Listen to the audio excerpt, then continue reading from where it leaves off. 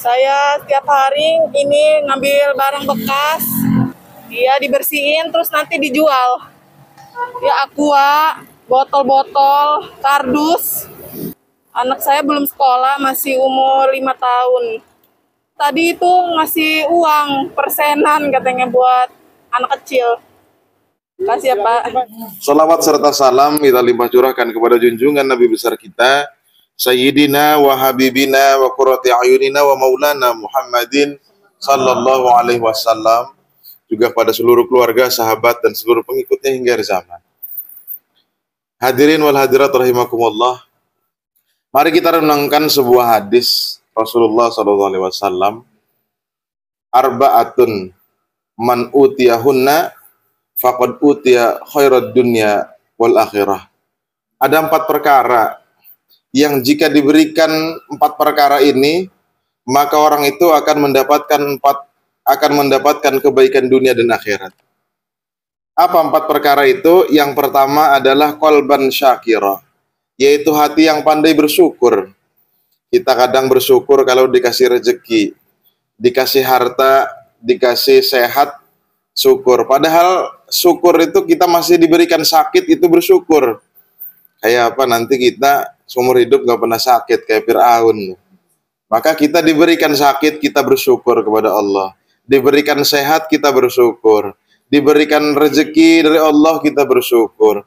Enggak ada rezeki, kita bersyukur juga. Jadi syukur itu harus kita punyai, baik dalam keadaan senang maupun dalam keadaan susah. Jadi kadang kita kalau dikasih rezeki doang kita bersyukur. Kalau enggak dikasih rezeki, enggak ada rezeki, enggak bersyukur kita. Ngedumel. Padahal la in syakartum la azidannakum. Kalau kita bersyukur terhadap apa yang Allah berikan kepada kita, maka insya Allah akan ditambah rezekinya oleh Allah. Sebaliknya, wala in kafartum, kalau kita kufur terhadap nikmat Allah, inna adzabi lasyadid, Allah mengancam dalam Al-Quran, sesungguhnya azabku sangat pedih. Na'udzubillah, summa na'udzubillah. Lalu perkara yang kedua adalah, kalau kita memiliki perkara ini, hal ini, kita akan mendapatkan kebaikan dunia akhirat. Yaitu adalah walisanan dzakira, yaitu lisan yang selalu berzikir kepada Allah. Ditambah lagi di bulan suci Ramadan ini, kita perbanyak zikir kita kepada Allah, perbanyak kita membaca Al-Quran. Surga itu kan merindukan 4 golongan. Yang pertama talil Quran, orang yang membaca Quran, orang yang dudukan surga. Apalagi bulan suci Ramadan nih, Allah melipat gandakan pahala. Membaca 1 ayat Al-Quran pahalanya sama seperti membaca seluruh Al-Quran di selain bulan Ramadan. Maka sebaliknya pun, kalau kita maksiat di bulan suci Ramadan, maka Allah lipat gandakan pula dosa-dosanya siapa orang berbuat maksiat pada bulan Ramadan. Maka di sisa Ramadan yang tinggal sebentar lagi akan meninggalkan kita selama-lamanya. Belum tentu kita tahun depan akan berjumpa lagi dengan bulan Ramadan. Yang 3 bulan sebelum Ramadan kita selalu panjatkan doanya. Allahumma barik lana fi Rajab. Ya Allah, berkahi kami di bulan Rajab. Wa Sya'ban, dan berkahi kami di bulan Sya'ban. Wa balighna Ramadan, dan sampaikan kami bulan Ramadan. Karena apa? Karena Allah di bulan suci Ramadan ini Allah turunkan rahmat kepada umat Islam. Allah lipat gandakan pahala perbuatan baik, amal soleh di bulan Ramadan. Maka kita rugi kalau di bulan Ramadan kita tidak isi dengan hal-hal yang baik, tidak isi dengan lisan yang zikir, yang selalu basah lidahnya untuk menyebut asma-asma Allah, nama-nama Allah. Apa sebaik-baiknya zikir? Afdalu dzikri fa'lam annahu la ilaha illallah. Sebaik-baiknya zikir adalah yaitu ucapan la ilaha illallah. Lalu yang ketiga adalah wabadanan alal bala'i sabira, yaitu punya badan ketika ditimpa bilahi, ditimpa musibah, dia akan sabar. Nah, karena musibah itu ketika diuji oleh Allah itu sabar. Ujian itu ada 2. Ada ujian yang menyenangkan, ada ujian yang menyedihkan. Jadi ujian itu bukan hanya yang menyedihkan saja. Ujian itu juga yang menyenangkan. Seperti Nabi Sulaiman diuji dengan harta, diuji dengan kedudukan. Sebaliknya Nabi Ayub diuji dengan kesusahan. Lah kita selaku umat Nabi Muhammad, kapan kita diuji? Ketika dua hal kita diuji.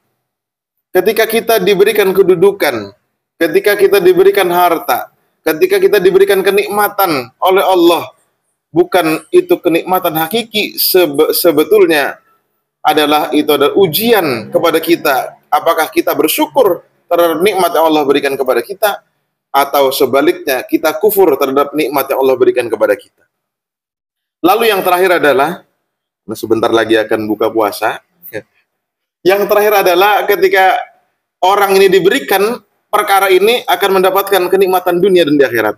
Yang terakhir adalah wa zaujatan sholihatan, mempunyai istri yang soleh seperti baginda Rasulullah SAW punya istri Sayyidatina Khadijah yang selalu membela Rasulullah baik dalam keadaan senang maupun dalam keadaan susah. Ketika Rasulullah sedang menggigil karena melihat malaikat Jibril, langsung ketika itu butuh seorang sosok istri yang solehah, yaitu Sayyidatuna Khadijah yang selalu mendampingi Rasulullah. Hartanya, jiwanya ia berikan untuk Rasulullah, dakwah di jalan Allah. Nah, kita selaku bapak-bapak beruntung kalau kita punya istri yang solehah, yang seperti baginda Rasulullah mempunyai istri soleh, yaitu Sayyidatina Khadijah.